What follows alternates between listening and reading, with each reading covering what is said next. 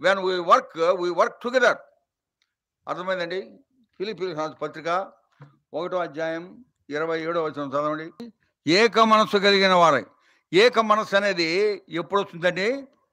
ఏక మనస్సు ఎప్పుడైతే షేర్ చేస్తామో, ఇతరులతో పంచుకుంటామో, అప్పుడే మనం ఏక మనస్సుగా ఉన్నామా లేదా అని తెలుస్తుంది కదా! ఇప్పుడు నేను ఎవరికి చెప్పకుండా నేనే చేస్తే అది ఏక మనస్సు ఎట్ట తెలుస్తది? సో, అది దేవుని యొక్క క్రమం మనం గమనించాలా. ఎంత సేవకుడమైనా, మనం ఎంత పరిస్థితిలో ఉన్నా, ఎంత వాక్యం మనకున్నా, ఎంత పరిచర్య మనం చేస్తున్నా, ఎన్ని సంవత్సరాల అనుభవం ఉన్నా సరే, భక్సింగ్ గారు ఒకటి చెప్తాను, నేను వినండి బాగా జాగ్రత్తగా వినండి. భక్సింగ్ గారు బాగా ముమ్మరంగా సేవ జరిగే రోజుల్లో ఒక సహోదరుడు, ఆయనకెంతో సన్నిహితంగా ఉన్న సహోదరుడు, మనకంతా తెలుసాయన. ఆ సేవకుడన్నాడు, "బ్రదర్, మా ఇంట్లో బర్త్‌డే ఉంది. ఈరోజు మా ఇంటికొచ్చి ప్రార్థన చేయండి" అని అడిగినాడు భక్సింగ్ గారిని. భక్సింగ్ గారు ఏం చెప్పాలి? చెప్పిండొచ్చు కదా! "వస్తానయ్యా, ప్రార్థన చేస్తానని" చెప్పొచ్చు కదా! కానీ ఆయన ఏమన్నాడు?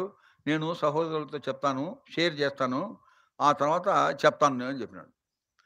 పోయి హెబ్రోన్‌లో సహోదరులతో GT Benjamin, CT Benjamin, C Prabhudas, Augustine వీళ్ళందరూ ఉంటే వాళ్ళందరితో షేర్ చేసినాడు. "ఇట్లా పలానా ఆయన నన్ను ఇన్వైట్ చేసినాడు. బర్త్‌డే ఉంది. పోదునా? ఇంకేమైనా పనులున్నాయా?" అని అడిగినాడు. అడిగితే వాళ్ళందరూ అన్నారు, "ఇప్పుడు మీటింగ్ ఒకటుంది మనకు. మనం కొన్ని నిర్ణయాలు తీసుకోవాలి. మీటింగ్ వస్తున్నాయి కదా! Special meetings, convocation. దాని విషయంలో నిర్ణయం తీసుకోవాలి. ఈరోజు మనం అనుకున్నాము. ఈరోజు కలవాలని" చెప్పినాడు. అంటే ఏం చేసినాడు ఆయన? ఆయనకి ఫోన్ చేసి చెప్పినాడు, "నేను రావడం లేదు.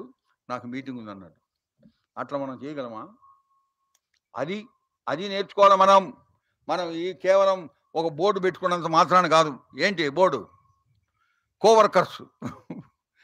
ఈ మధ్య ఒక వెడ్డింగ్ కార్డ్‌లో కూడా నేను చూసినాను. కోవర్కర్స్ అని పేరు కూడా రాయలే. Coworker of brother boxing. Coworker of boxing అంటే బక్సింగ్ చేసినట్టు ఉండాలి కదా! బక్సింగ్ గారు ఎట్లా సేవ చేసినాడో ఆ విధంగా సేవ చేయాలి కదా! ఆయన సహోదరులకు చెప్పకుండా ఏం చేయలే. షేర్ చేయాల. బక్సింగ్ గారు అనేవాడు ఎప్పుడు అవైలబుల్ మెటీరియల్. ప్రతి దగ్గర పెద్ద పెద్ద సేవకులు ఉండరు. పెద్ద పెద్ద ఎల్డర్స్ ఉండరు. ఉన్న వాళ్ళతోనే మనం సేవ చేయాలి. నేను సంఘంలో ఉన్న వాళ్ళతోనే సేవ చేస్తా.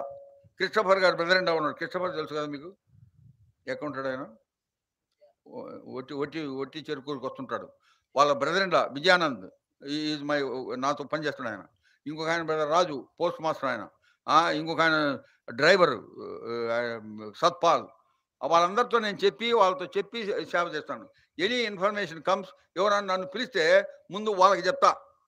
వాళ్ళకి చెప్పి ప్రార్థన చేసి వాళ్ళకి సమ్మతమైతే పోతాను. లేదు నేను మీకు అవసరం అంటే నేను ఇక్కడే ఉంటానని చెప్తాను నేను. అర్థమైందండి? సో, కలిసి సేవ చేస్తేనే దాంట్లోనే లేకపోతే పెద్ద పెద్ద రాజులు, తరాజులు నాశనం అయిపోయినారు. వాళ్ళు ఇప్పుడు మినిస్ట్రీలోనే లేరు. ఎందుకంటే సొంతంగా చేయడానికి ప్రయత్నం చేసినారు. సొంతంగా చేసేది ఎంత ఎక్కువ కాలము ఉండదు.